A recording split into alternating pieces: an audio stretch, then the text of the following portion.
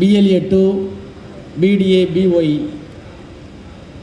நிர்வாகிகள் கூட்டத்தினை ஏற்பாடு செய்து தலைமையேற்று நடத்தி கொண்டிருக்கின்ற மாவட்ட கழகத்தினுடைய மதிப்பிற்குரிய செயலாளர், தமிழக அரசினுடைய மாண்பிற்குரிய அமைச்சர், அருமை சகோதரர் சேகர் பாபு அவர்களே,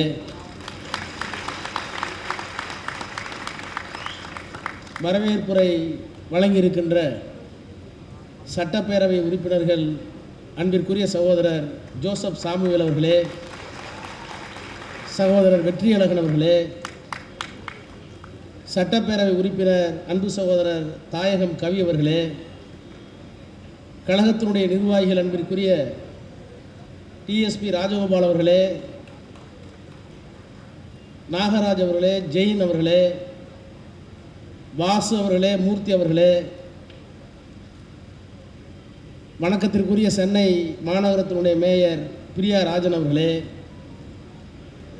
தொகுதியினுடைய பார்வையாளர்கள் அன்பிற்குரிய சகோதரர்கள் முனியாண்டி, நாகலிங்கம் அவர்களே, நரேந்திரன், கிருஷ்ணமூர்த்தி, திருமதி யாழினி உள்ளிட்ட கிழக்கு மாவட்டத்தில் இருக்கின்ற மற்ற தொகுதிகளுடைய பொறுப்பாளர்களே, மண்டல குழுவினுடைய தலைவர் திருமதி சரிதா மகேஷ்குமார் அவர்களே, ஸ்ரீராமுல் அவர்களே, மேடையிலே வீற்றிருக்கின்ற 2 தொகுதிகளை சார்ந்த மாமன்ற உறுப்பினர்களே, வட்டக்கழகத்தினுடைய செயலாளர்களே, மாவட்ட அணிகளுடைய பொறுப்பாளர்களே, பெரியவர்களே, தாய்மார்களே, உங்கள் அனைவருக்கும் என்னுடைய வணக்கம்.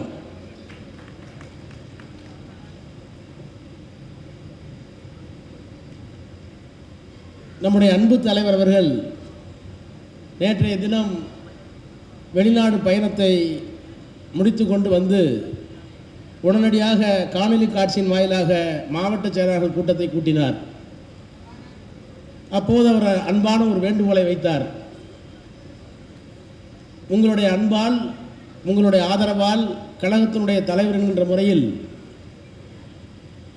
ஐரோப்பிய நாடுகளுக்கு சென்று முதலீடுகளை பெற்றது மட்டுமல்ல, நம்முடைய தத்துவ தந்தை பெரியாரையும் உதைத்துவிட்டு வந்திருக்கிறேன்.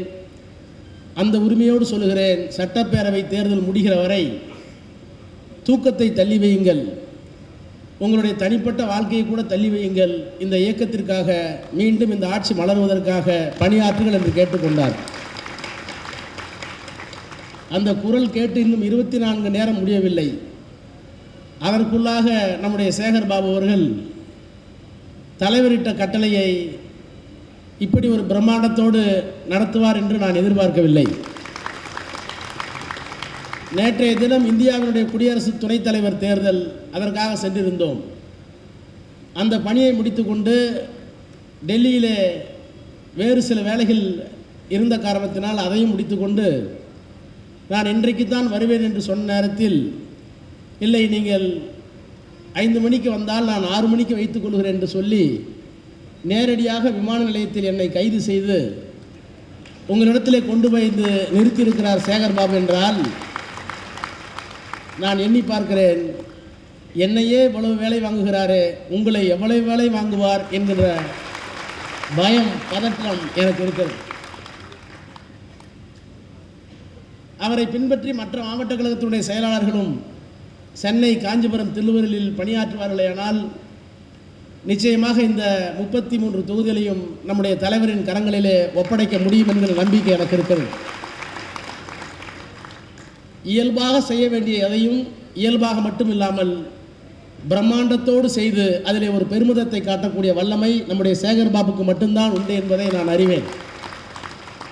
அந்த விதத்திலே இந்த நிகழ்ச்சியை ஏற்பாடு செய்திருக்கிற அவருக்கும், அவரோடு துணை நிற்கின்ற நம்முடைய ஜோசப் சாமுவேல் அவர்களுக்கும், வெற்றியழகன் அவர்களுக்கும், அவர்களோடு இணைந்து பணியாற்றியிருக்கின்ற பகுதி கழகத்தினுடைய செயலாளர்களுக்கும், வட்டக்கழகத்தினுடைய செயலாளர்களுக்கும், தொகுதியினுடைய பார்வையாளர்களுக்கும் என்னுடைய நன்றியை, பாராட்டுதலை, வணக்கத்தை முதலில் நான் தெரிவித்துக் கொள்கின்றேன். உங்களுக்கு ஒன்றும் புதிதல்ல. திராவிட முன்னேற்ற கழகத்துக்காரர்களுக்கு தேர்தல் பணி எப்படி செய்ய வேண்டும் என்பதை 1962களில் பக்தவச்சலம் பட்டவர்த்தனமாக சொன்னார். என்னதான் காங்கிரஸ் கட்சி ஆட்சிக்கு வந்து விட்டாலும் கூட நம்மிடத்தில் இருக்கிற பணபலம், நம்மிடத்தில் இருக்கின்ற டெல்லி அதிகாரத்தினுடைய பலம், இத்தனையும் வைத்து நாம் ஆட்சி பொறுப்பிற்கு வந்திருந்தாலும் கூட 50 சட்டமன்ற உறுப்பினர்களை பணம் இல்லாமல், பதவி இல்லாமல், டெல்லியினுடைய அதிகாரம் இல்லாமல் திராவிட முன்னேற்ற கழகம் பெற்றிருக்கிறதே, அதற்கு என்ன காரணம் தெரியுமா என்று காங்கிரஸ் கட்சியினுடைய செயற்குழுவிலே அவர் பேசினார். அது செயற்குழு அல்ல, அன்றைக்கெல்லாம் அவர்கள் காரிய கமிட்டி என்று சொல்லுவார்கள். அந்த காரிய கமிட்டியிலே காங்கிரஸ் கட்சி வெற்றி பெற்றதற்கு பிறகு அவர் சொன்னார், நாம் பணத்தோடு போகிறோம், அதிகாரத்தோடு போகிறோம், எல்லா பலத்தோடும் போகிறோம், ஆனால் திமுக தொண்டன் ஒரு சிங்கிள் டீயை குடித்துவிட்டு பார்க்கின்ற வேலையை நம்மால் பார்க்க முடியவில்லை. இது 62 பக்தவச்சலம் சொன்னது. அன்றைக்கு பொட்டல்வெளியிலே ஒன்றிய கழக கூட்டம் நடக்கும், இன்றைக்கு பந்தல் மாறி இருக்கிறது. சுட்டரிக்கும் வெயிலிலே கூட்டம், இன்றைக்கு ஏசியில் உட்கார்ந்துருக்கிறோம். அன்றைக்கு சிங்கிள் டீ, இன்றைக்கு சேகர் பாபு காடை, கவுதாரி, பிரியாணி வரை போய்விட்டார். உணவு மாறி இருக்கிறது, உடை மாறி இருக்கிறது, பந்தல் மாறி இருக்கிறது. திராவிட முன்னேற்ற கழகத்தினுடைய தொண்டனின் வீரியம் இன்னும் மாறவில்லை என்பதற்கு அடையாளம் தான் இந்த பந்தல். அதே வீரியத்தை நான் பார்க்கிறேன். சிங்கிள் டீ கொடுத்த ஒன்றிய கழக தேர்தலை நடத்தி அந்த ஒன்றிய கழகத்தினுடைய செயலாளராக பெரம்பலூரில் இருந்தவன் நான்.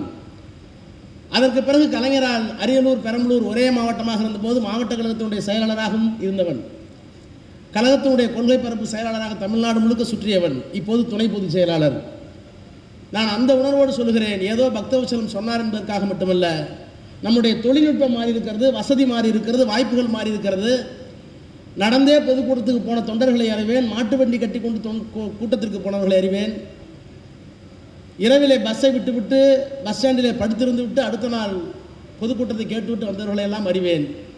இன்றைக்கு எல்லோரிடத்திலையும் கார் இருக்கிறது, 2 சக்கர வாகனம் இருக்கிறது. ஆனால் பெரியார், அண்ணா, கலைஞர் ஏற்றி வைத்த லட்சிய தீபத்தை இன்னும் திராவிட முன்னேற்ற கழகம் மறக்காமல் இருக்கிறது என்பதற்கு அடையாளம்தான் இந்த கூட்டம். எனவே இப்படிப்பட்ட எழுச்சிமிக்க கூட்டத்தை நடத்தி காட்டியிருக்கின்ற அத்தனை பேருக்கும், கலந்து கொண்டிருக்கிற உங்களுக்கும் என்னுடைய சிறந்தாழ்ந்த வணக்கத்தை, பாராட்டுதலை மீண்டும் மீண்டும் புலப்படுத்திக் கொள்ள விரும்புகிறேன். வந்திருக்கிற உங்கள் எல்லோருக்கும் நான் ஒரு செய்தியை சொல்லுகிறேன். டெல்லியிலே அதிகமாக இருக்கிற காரணத்தினால் உலகத்திலே எந்த ஒரு தத்துவமும், நல்ல தத்துவமோ கெட்ட தத்துவமோ, எந்த ஒரு தத்துவமும் 100 ஆண்டுகளுக்கு மேல் வாழ்ந்ததாக, ஆட்சியில் இருந்ததாக வரலாறு இல்லை. ஆனால் இந்தியாவில் ஒரு தத்துவம் 100 ஆண்டுகளுக்கு முன்னால் துவக்கப்பட்டு,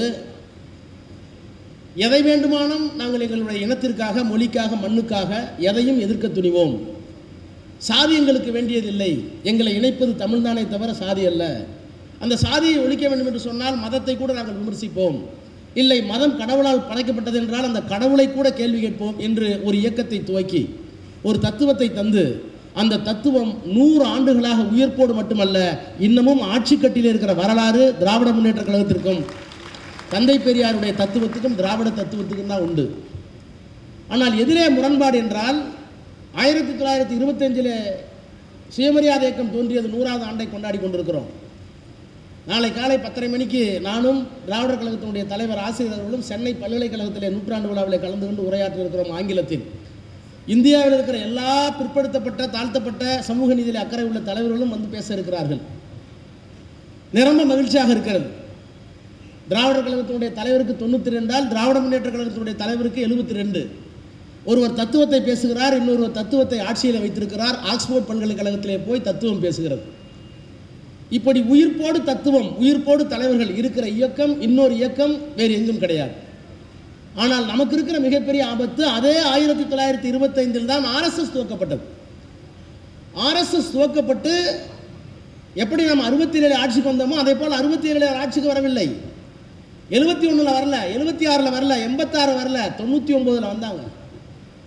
அதற்கு பிறகு 10 ஆண்டு காலம் இல்லை. ஆனால் இப்போது மோடி, அமித்ஷா தலைமையிலே ஒரு கோர தாண்டவம். எந்த மாநிலத்தினுடைய மொழியும் இருக்கக்கூடாது, எந்த மாநிலத்தினுடைய மண்ணுக்கும் பண்பாடு என்று இருக்கக்கூடாது. எல்லாம் ஒரே மொழி, ஒரே பண்பாடு, ஒரே மதம்.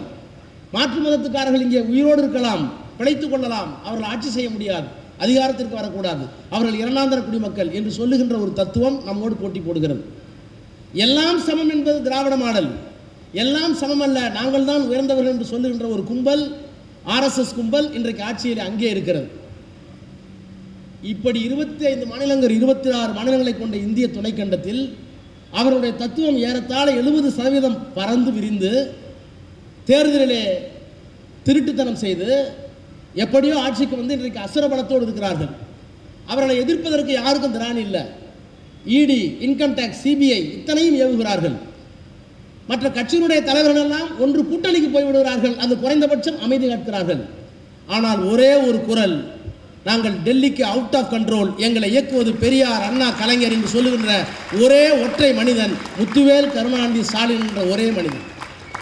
நாடாளுமன்றத்தில் எங்களிடத்தில் எல்லோரும் கேட்பது, எங்களால் இயலவில்லை, இந்தியாவை காப்பாற்ற, அரசியல் சட்டத்தை காப்பாற்ற, இந்தியாவுடைய பன்முகத்தன்மையை காப்பாற்றுகின்ற ஒரே தகுதி உள்ள தலைவன் சென்னையிலே இருக்கிற முத்துவேல் கருணாநிதி ஸ்டாலின் என்று வடபுலத்தில் இருக்கிற தலைவர் சொல்கிறார்கள். எவ்வளவு பெரிய அநீதி! எத்தனை புயல் வந்திருக்கிறது, எத்தனை வெள்ளம் வந்திருக்கிறது. கேட்டது 11,000 கோடி, கொடுத்தது 450 கோடி. நமக்கு வர வேண்டிய ஜிஎஸ்டி வருவதில்லை, தர வேண்டிய பணத்தை தரவில்லை.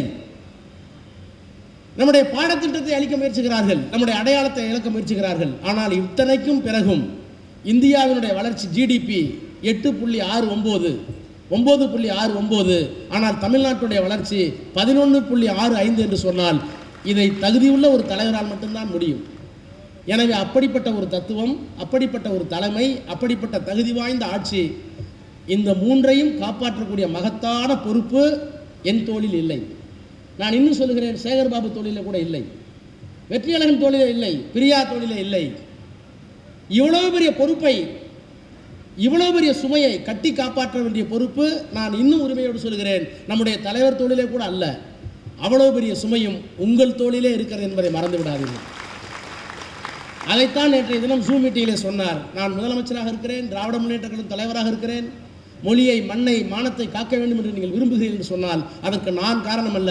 மாவட்ட கழக செயலாளருக்கு அறிவுரை தந்தார். அங்கே இருக்கிற கிளைக்கழகத்துடைய செயலாளர் BLA 2 கடைசி தொண்டன், அவனையும் பாருங்கள், அவன்தான் இந்த இயக்கத்துடைய உயிர் நாடி என்று நேற்றைக்கு எங்களிடத்திலே பேசியிருக்கிறார் நம்முடைய தலைவர். எனவே அப்படிப்பட்ட ஒரு தலைவர், அப்படிப்பட்ட ஒரு தத்துவம், நம்முடைய தத்துவம் மகத்தான தத்துவம், 100 ஆண்டுகள் உயிர்ப்போடு இருக்கிற தத்துவம். அந்த தத்துவம் கம்யூனிஸ்ட தலைவர்களுக்கு இன்றைக்கு காப்பாற்ற முடியவில்லை. உலக அரங்கில் இந்தியாவில் 50க்கும் மேற்பட்ட நாடாளுமன்ற உறுப்பினர்கள் நேருவை மிரட்டிய காலம் உண்டு. கம்யூனிஸ்ட் கட்சியினுடைய நாடாளுமன்ற உறுப்பினர்கள் எழுந்தால் நாடாளுமன்ற மேலவையும் நாடாளுமன்ற அவையும் அலரும். அவ்வளவு பெரிய அறிவுஜீவிகள் இருந்த இடம் இன்றைக்கு 4 பேர் 5 பேரோடு கரைந்து போய்விட்டது. இன்றைக்கு அவர்கள் இருக்கிற ஒரே தத்துவ எதிரி நாம் தான். நாமும் இல்லை என்று சொன்னால் இந்தியா இருக்காது, அரசியல் சட்டம் இருக்காது. எனவே தான் சொல்கிறேன், எத்தனையோ திட்டங்களை தலைவர் தந்திருக்கிறார், எத்தனையோ திட்டங்கள், நலன் காக்கும் ஸ்டாலின், உங்களுடன் ஸ்டாலின், உரிமை தொகை, எத்தனையோ திட்டங்கள். இந்த திட்டங்களையெல்லாம் தாண்டி இதற்காக மட்டுமல்ல நாம் உழைக்க வேண்டியது நம்முடைய தாத்தா எத்தனை பேர் பட்டதாரி, நம்முடைய தாத்தாவுக்கு தாத்தா எத்தனை பேர் பட்டதாரி, நம்முடைய தந்தைமார்கள் எத்தனை பேர் பட்டதாரி. ஆனால் இன்றைக்கு நாம் எத்தனை பேர் பட்டதாரி? நாம் பட்டதாரி மட்டுமல்ல, நம்முடைய பிள்ளைகள் எங்கெங்கெல்லாம் படித்து கொண்டிருக்கிறார்கள். இந்த மேடையில் இருக்கின்ற பல பேருடைய பிள்ளைகள் லண்டனிலே படிக்கிறது, என்னுடைய குழந்தை லண்டனிலே படிக்கிறது, என்னுடைய தாத்தா இலங்கைக்கு ஓடினார். சேகர்பாபுனுடைய தாத்தா வசதி இருந்திருக்கும், ஆனால் நிச்சயமாக படித்திருக்க மாட்டார். சேகர்பாபுவே அதிகம் படிக்கவில்லை, அந்த நல்லது, கொஞ்சம் படித்திருந்தால் இன்னும் எங்களுக்கு ஆபத்து. இத்தோடு விட்டோம். ஆனால் உங்களுடைய பையன் இன்றைக்கு லண்டனில் இருக்கிறார். இவையெல்லாம் யாரால் நிகழ்ந்தது? இந்த தத்துவத்தால் நிகழ்ந்தது, தலைவரால் நிகழ்ந்தது. எனவே இப்படிப்பட்ட ஒரு தத்துவத்தை, ஒரு தலைமையை காப்பாற்றுவது, அரசாங்கத்தை காப்பாற்றுவது மட்டுமல்ல, அந்த அரசாங்கம் தருகின்ற திட்டங்களுக்கு மட்டுமல்ல, அதையெல்லாம் தாண்டி உங்களிடத்திலே உரிமையோடும் உங்களிடத்திலே உணர்வோடும் வேண்டி கேட்டுக்கொள்கிறேன், எதிர்கால தலைமுறையை காப்பாற்றுவதற்கு இந்த தலைவனை விட்டால் இந்த தத்துவத்தோடு ஆள் இல்லை. எனவே அந்த பொறுப்புணர்வோடு BLA 2ஆக இருந்தாலும், BOI-ஆக இருந்தாலும், BDA-வாக இருந்தாலும் பணியாற்றுங்கள்.